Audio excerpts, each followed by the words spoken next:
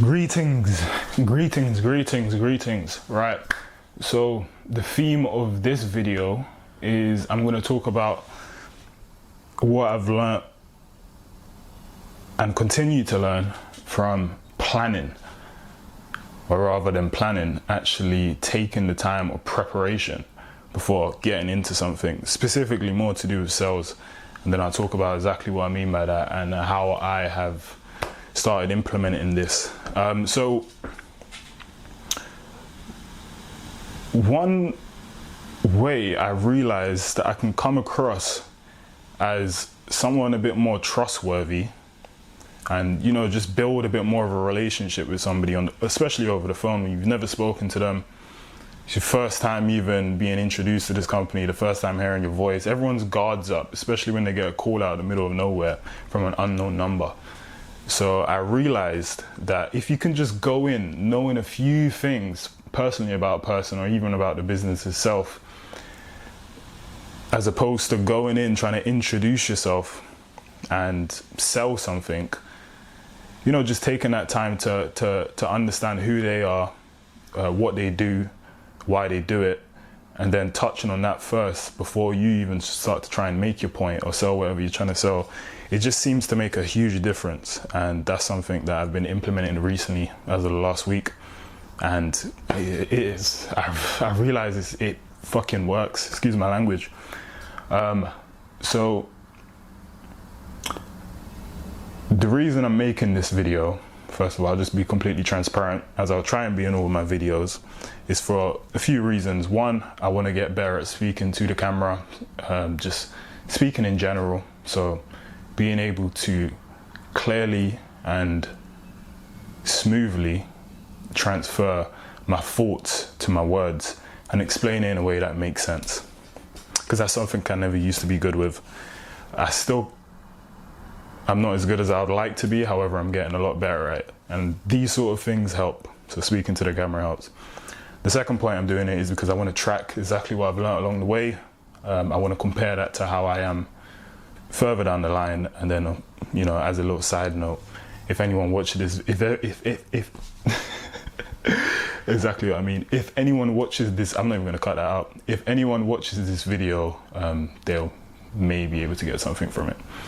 But selfishly, I'm doing it more for myself.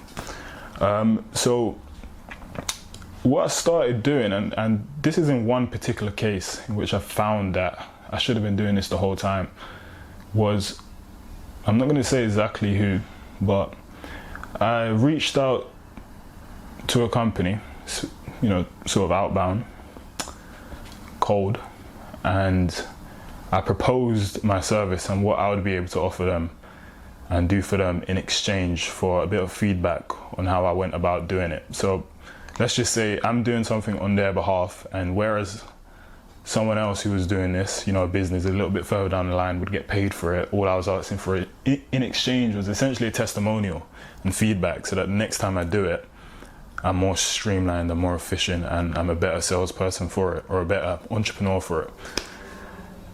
And before I even went into it, I told myself, and this was sort of the theme of the last video, was I'm going to try and be a bit more prepared. So I spent probably the longest time I've spent staring at a screen with no distractions. So I reduced everything that could possibly draw my attention away from what I was supposed to be doing, which was finding out as much as I could about this particular person which I was going to be speaking to, their business, what it is they do, what is their, like, what's their mission, exactly what they sell, their services, and then obviously how that could apply to the companies that they were going after. And then my goal was to kind of bridge that gap between the people that they wanted to prospect and sell to and the company itself. So that's where I came in.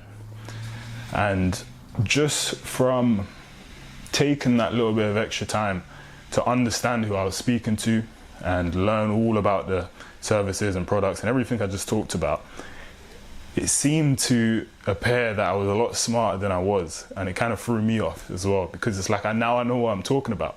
And it's like once you know what you're talking about, you feel much more confident saying it, and you have few slip-ups, or at least less slip-ups than as opposed to if you didn't.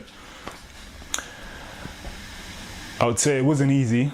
Through the process of doing it, I had to understand that I have a terrible attention span, and that's probably a lot of people these days. But I hadn't noticed it until I actually started doing it. So what I had done, and this was the goal, I set a timer. I learned this from somebody else. I set a timer. I put it as 2 hours, something that was inconceivable to me. It's like usually I'm used to focus work on one thing for maybe an hour, and then like I'll go grab a water, you know what I mean? Go to the toilet, just like kip a little bit. Like even if it didn't even mean I was moving around, like my brain would kind of zone out for even like a few minutes, and then I'll get back into it. So the goal was to maintain complete and 100% focus and effort on this one particular task. And it was fucking hard.